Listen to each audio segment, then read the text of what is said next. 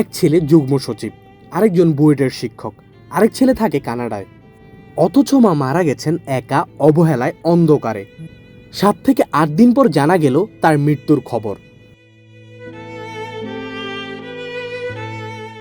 রাজধানীর মিরপুর 11-এর একটি ফ্ল্যাটে থাকতেন 72 বছরের নূরজাহান বেগম, তার মেয়ের সঙ্গে, কিন্তু আলাদা একটি কক্ষে। রোববার রাতে 999-এ ফোন পেয়ে পল্লবী থানা পুলিশ ঘটনাস্থলে যায়। কয়েকদিন ধরে মায়ের কোনো সাড়া পাচ্ছিলেন না মেয়ে। রোববার একজন নার্সকে ডেকে আনেন। কক্ষে ঢুকে নার্স দেখেন নূরজাহান বেগম আর নেই।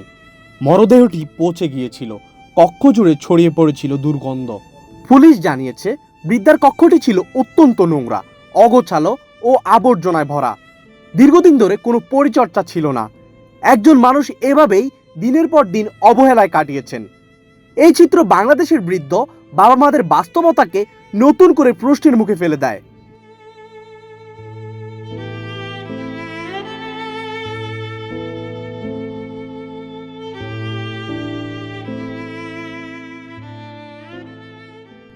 পল্লবী থানার ওসি মোহাম্মদ হাসান বাশির জানান, বৃদ্ধার মৃত্যুর সময় ও কারণ সম্পর্কে পরিবারের দেওয়া তথ্য সন্তোষজনক মনে হয়নি।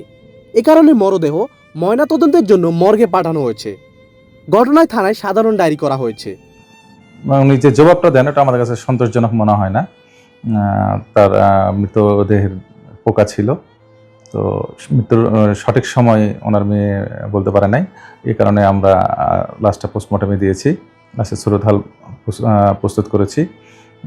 পরে পোস্টমর্টম রিপোর্ট আসার পরে আমরা মৃত্যুর সঠিক কারণ এবং সঠিক সময় আমরা জানতে পারবো। মৃত্যুর প্রকৃত কারণ ময়নাতদন্তের প্রতিবেদন পাওয়ার পর নিশ্চিত হওয়া যাবে। 3 ছেলেও এখন পুলিশের নজরে, আইনি প্রক্রিয়া চলমান। একজন মা, যার ছেলেরা রাষ্ট্র চালান, বিশ্ববিদ্যালয় পড়ান, তিনি মরে থাকলেন 7 দিন। আমাদের সুশিক্ষিত সমাজটাকে কলুষিত করতেছে। এদের থেকে মুক্তি পেতে হলে, ত্রাণ পেতে হলে এদেরকে একটা কঠোরমূলক, জবাবদিহিমূলক আওতায় আনার দরকার। এবং আমি বলবো তারেক সাহেবকে নিজেকে হস্তক্ষেপ করা উচিত যে এইসব মৃত্যু কেন হচ্ছে এবং কারা এর সাথে ইনভলভ, কারা বাপ মাকে অযত্ন করছে।